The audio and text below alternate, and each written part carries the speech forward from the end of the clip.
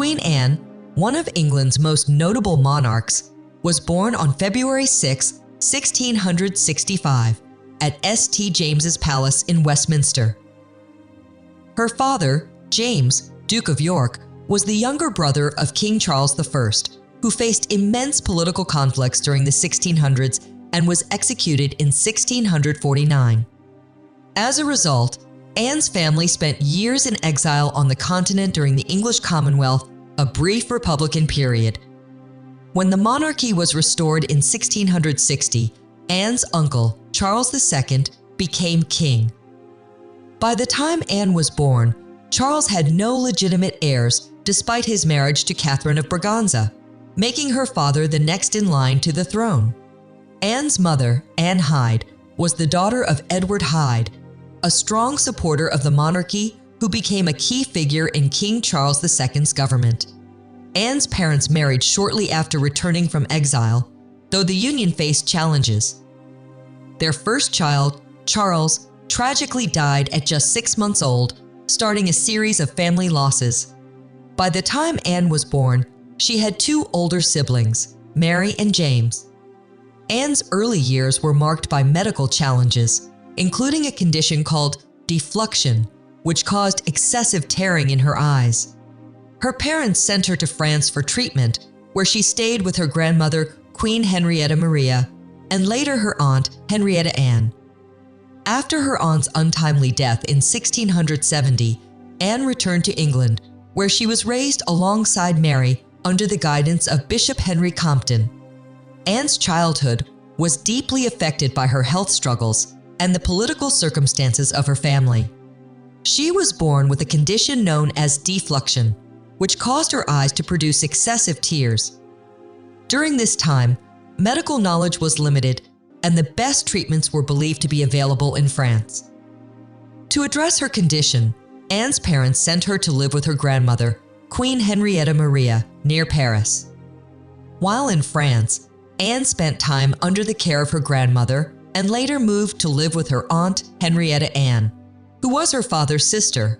These years in France exposed Anne to a different culture and royal lifestyle, but her health remained a constant challenge.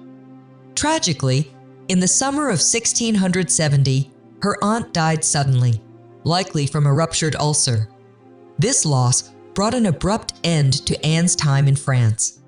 After her aunt's death, Anne returned to England, where she and her sister Mary were raised in Richmond, south of London.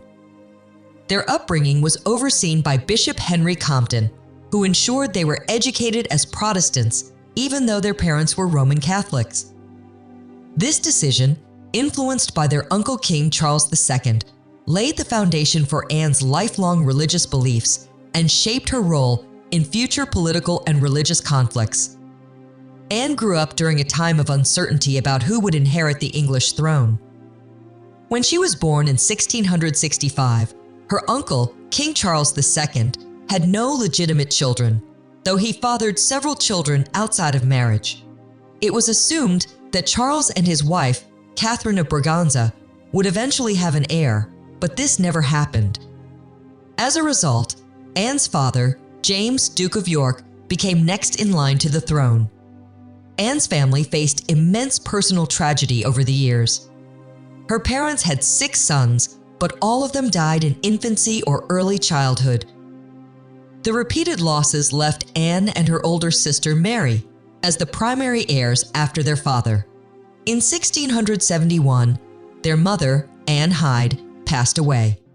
This was particularly hard for young Anne, who had spent much of her early childhood away in France and barely knew her mother before her death.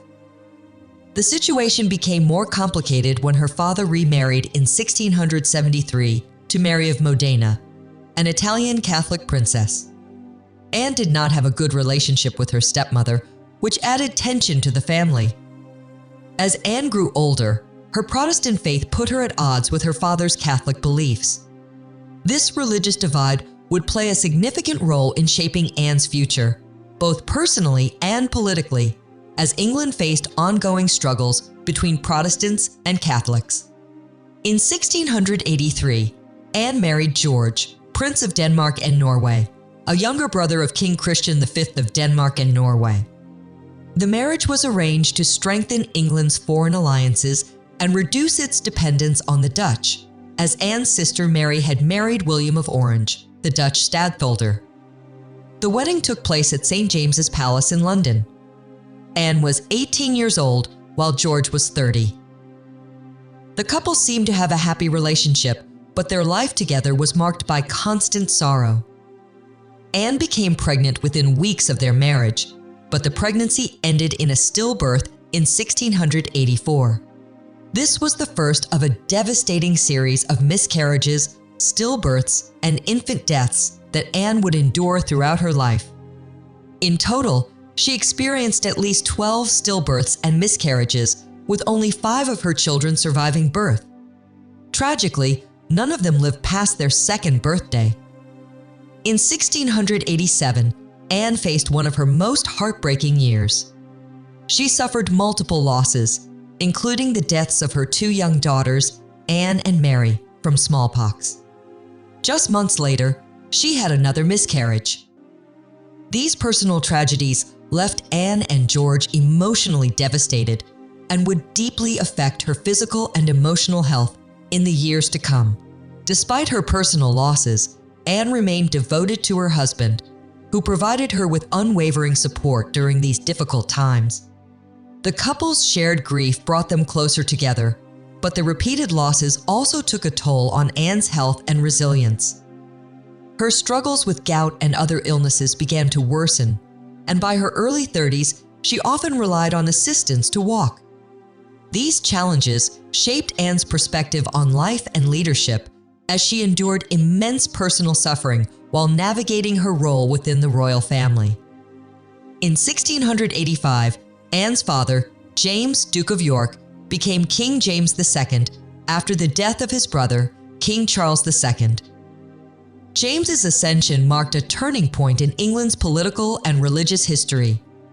He was the first Roman Catholic monarch since Mary I in the 1500s, which caused significant tension in a country that was predominantly Protestant. James's religious policies quickly created conflict. He openly promoted Catholics to high-ranking positions in the government, military, and universities, which angered many Protestants. In Ireland, James sought to reverse decades of Protestant land ownership by proposing reforms that favored Catholics. These actions alarmed England's political elite, who feared James's intentions to re-Catholicize the nation. Anne, a staunch Protestant, was deeply uncomfortable with her father's decisions. Her close friendship with Sarah Churchill, a strong influence in her life, further shaped her opposition to James's policies. The situation worsened during the Exclusion Crisis, a political movement aimed at preventing James from inheriting the throne due to his Catholic faith. Although the attempt to exclude James failed, it demonstrated the deep divisions within England. By the late 1680s, tensions had reached a breaking point. Anne's relationship with her father and stepmother, Mary of Modena, grew increasingly strained. As a Protestant, Anne viewed their Catholicism as threatening to England's stability. Her personal grief from repeated miscarriages and the loss of her children compounded the difficulties of this period, leaving Anne emotionally and physically drained as the political crisis deepened. The Glorious Revolution of 1688 was a defining moment in Anne's life and England's history. It began when Anne's stepmother, Mary of Modena, gave birth to a son, James Francis Edward, in June of that year. This event created widespread panic among Protestants, as the baby would be raised as a Catholic and could potentially establish a Catholic dynasty in England. Many had hoped King James II's rule would end without a Catholic heir, but the birth of his son changed the political landscape. In response, a group of Protestant nobles and politicians invited Anne's brother-in-law, William of Orange, to invade England and claim the throne. William, married to Anne's sister Mary, accepted the invitation and landed in England with an army in November 1688. Facing little resistance, William's forces advanced quickly. Anne, encouraged by her close friend Sarah Churchill, made the fateful decision to abandon her father. She fled Whitehall Palace and joined William's camp, leaving her father isolated.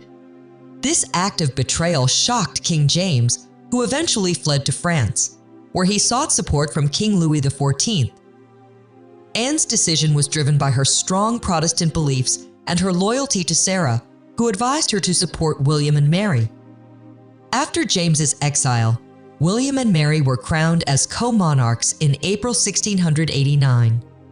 Anne supported the new regime, recognizing that her sister's childless marriage placed her next in line to the throne.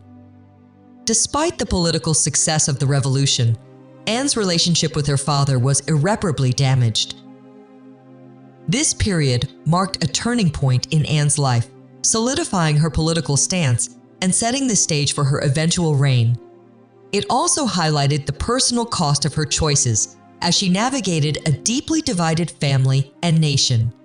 Anne became queen in April 1702, following the death of her brother-in-law, King William III. Her reign began during a turbulent time, as Europe was plunged into the War of the Spanish Succession. This conflict arose after the death of King Charles II of Spain, who left no heir. Competing claims for the Spanish throne led to a major war involving France, Spain, England, the Dutch Republic, Austria, and other European powers. Anne's government aligned with the Grand Alliance, a coalition formed to prevent France and Spain from uniting under a single ruler, which would upset the balance of power in Europe. One of Anne's first significant acts as queen was to appoint her close friend's husband, John Churchill, as Captain General of the Army. Churchill, later named the Duke of Marlborough, became a key military leader in the war. The war featured notable victories for England and its allies, such as the Battle of Blenheim in 1704. This decisive battle, led by Marlborough, stopped French advances and secured Austria's safety. It marked one of the greatest military successes of Anne's reign. England's navy also played a vital role, capturing Gibraltar in 1704 and Minorca in 1708, establishing dominance in the Mediterranean.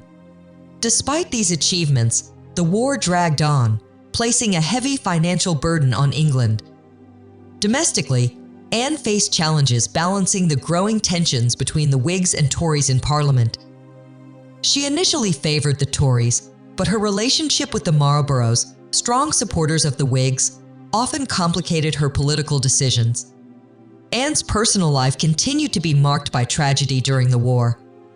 Her health declined, and she suffered further miscarriages and stillbirths, leaving her without an heir. These personal losses weighed heavily on Anne, yet she remained steadfast in her duties as queen. The War of the Spanish Succession defined much of Anne's reign. While it ended with the Treaty of Utrecht in 1713, securing territorial gains for England, it also highlighted the challenges of sustaining prolonged conflict. Anne's leadership during this period established England as a rising power, but it came at great personal and national cost. One of the most significant achievements of Queen Anne's reign was the Act of Union in 1707, which united England and Scotland into a single kingdom known as Great Britain. This monumental event ended centuries of political and economic rivalry between the two nations. The push for union was driven by both political and economic factors. Scotland had faced severe hardships in the late 1600s, including widespread famine and the disastrous failure of the Darien Scheme, an attempt to establish a colony in Panama. These struggles left Scotland in dire need of economic support. Meanwhile, England sought to secure its northern border and prevent Scotland from aligning with foreign powers, especially during the ongoing War of the Spanish Succession. Negotiations for the Union began in 1706, with commissioners from both nations working to finalize the terms. The agreement dissolved Scotland's independent parliament and merged it with England's to form the Parliament of Great Britain. Scotland retained its legal and religious systems, but gained access to English markets, paving the way for economic recovery. The Act of Union faced strong opposition in Scotland, with riots breaking out in cities like Edinburgh and Glasgow. However, it ultimately passed, reshaping the political landscape of the British Isles. The Union's long-term implications were profound. It strengthened Britain's position as a global power and laid the foundation for its empire. However, it also sowed the seeds of future conflicts, as many Scots resented the loss of their independence. The legacy of the Act of Union remains relevant today, with debates over Scottish independence continuing into the 21st century. Queen Anne's final years were marked by declining health and personal sorrow. By 1713, Anne's physical condition had worsened significantly. She suffered from gout, obesity, and other ailments that left her unable to walk. Despite these challenges, she continued to fulfill her duties as queen. The Treaty of Utrecht in 1713 brought an end to the War of the Spanish Succession, a conflict that had defined much of her reign. The treaty secured territorial gains for Britain, including Gibraltar and Minorca, and granted Britain a dominant position in global trade. However, the war's financial burden strained the nation, and its effects lingered long after Anne's death. Anne's political relationships also deteriorated during her final years. Her friendship with Sarah Churchill had ended, and her government faced internal divisions. The rise of party politics, with the Whigs and Tories vying for power, added to the complexities of her reign. Anne leaned toward the Tories in her later years, but her leadership style reflected a desire to balance opposing factions. On July 30th, 1714, Anne suffered a stroke and passed away the following morning at the age of 49. Her death marked the end of the Stuart dynasty, as she left no heirs. The throne passed to her distant relative, George of Hanover, beginning the reign of the House of Hanover. Anne's legacy is a mix of triumphs and tragedies. Her reign saw significant developments, such as the Act of Union and Britain's rise as a global power. Yet, her personal life was overshadowed by loss, with all 17 of her children dying before her. What do you think about Queen Anne's life and reign? Was she one of Britain's most tragic monarchs? Share your thoughts in the comments. Don't forget to like, share, and subscribe for more fascinating historical content. Thank you very much for watching.